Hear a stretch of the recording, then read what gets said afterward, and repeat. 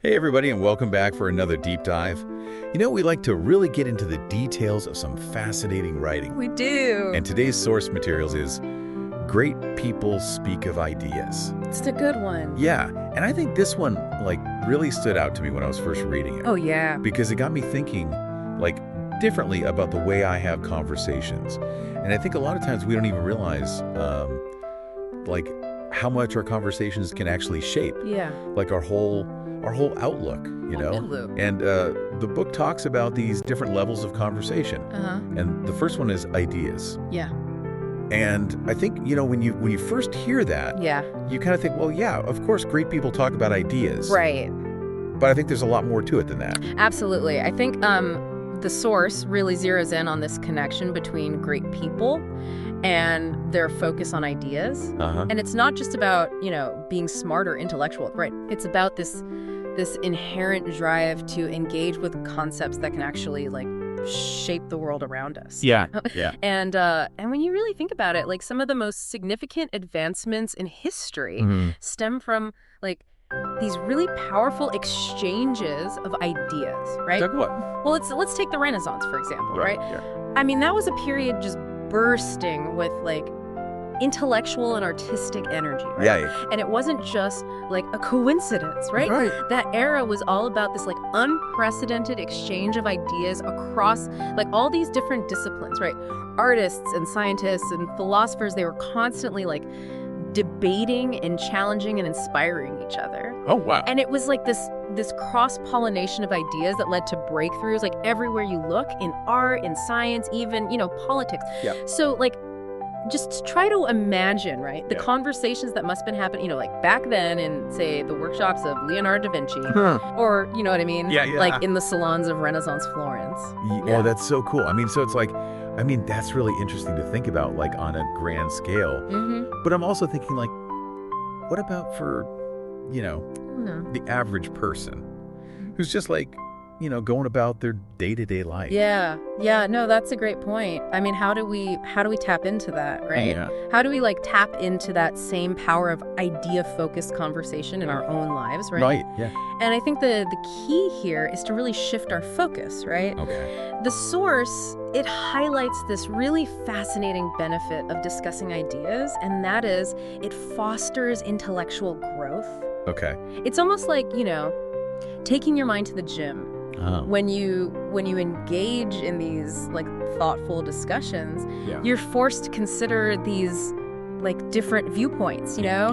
You analyze complex concepts and you learn to articulate your own thoughts more clearly. That's so true. And that whole process, right, of intellectual stretching and strengthening, it can be so rewarding. It is. And it's funny because I was thinking about that when I was reading this part, and I remember this conversation I had with a mentor of mine a few years ago, and we were talking about the future of technology, and he really challenged me to think beyond just the obvious trends. Right. And it was he opened up this whole new dimension of possibilities in my mind. Oh, no. And that conversation, honestly, it changed my perspective.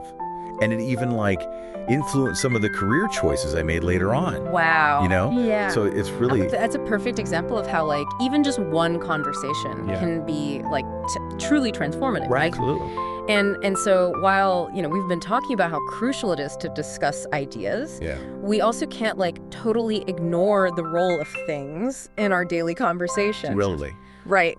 I mean, the source acknowledges this level of conversation, but it does suggest that it's maybe, a little more... Average, yeah, In its potential impact. Exactly. Right. Exactly. It's not that, talking about things is inherently bad or anything. Right. It's more about, recognizing when it's truly enriching versus when it's kind of keeping the conversation at a surface level. You know? Totally.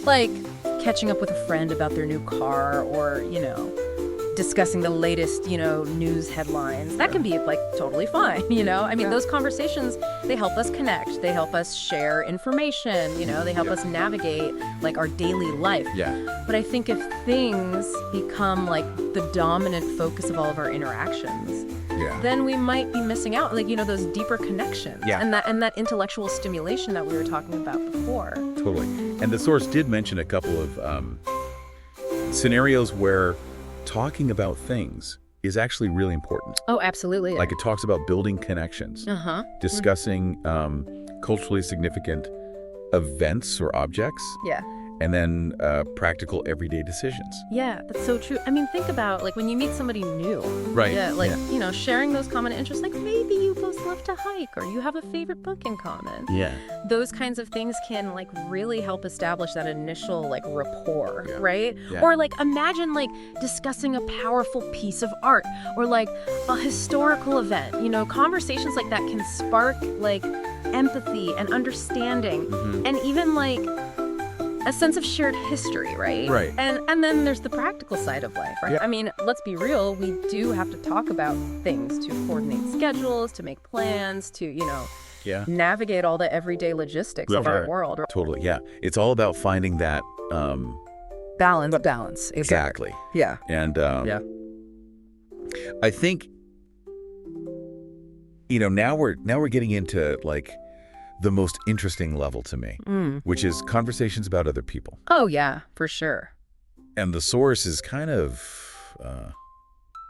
blunt about this one. It is. It refers to small people and their tendency towards gossip. Yeah, I know that part, that wording can feel a little jarring. It does, for sure. But I think it's important, like when we read that, to remember that the source isn't actually trying to like label people, right? It's not about judging individuals. It's more about highlighting a pattern of behavior that can be like, really detrimental to our personal growth and to our relationships. That's true. It's like the source is kind of saying, hey, like be mindful of the energy that you're putting out there. Because when you're constantly focused on other people's lives, especially in like a negative way, that can create such a toxic environment. Totally. Yeah. And I think we all know people who like do that.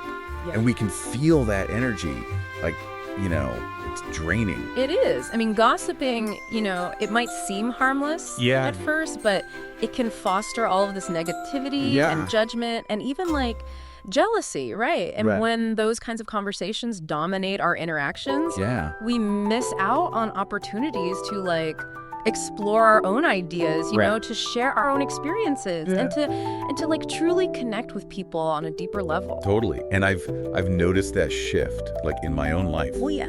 Yeah, when I started being more mindful like of the conversations that I was having and I made a conscious choice to like steer away from gossip. Yeah. I noticed like a huge difference. I felt lighter, more positive, more focused on my own growth. Wow, that's amazing to hear. It really is. It is about making that conscious choice to elevate the conversations that we're having. Yeah. And the source actually, like, it offers some really, really great advice for how to do that, right? Like what? It emphasizes the importance of asking thought-provoking questions, sharing your own insights and experiences, and really, truly listening to what other people have to say. I love that. It's like those are like a recipe for a really great conversation. Yeah, absolutely. Yeah. It's funny you say that because I was thinking about like a time when somebody asked me a question and it really made me like stop and think. Yeah. Or like a time when I shared a personal story with someone and I felt this like genuine connection. Yeah. Yeah. And it's those moments that like really make a conversation memorable. Absolutely. And I think we can all like think back to those moments. Sure. And so, as you go about your day and you're having all these different interactions with people. Yeah.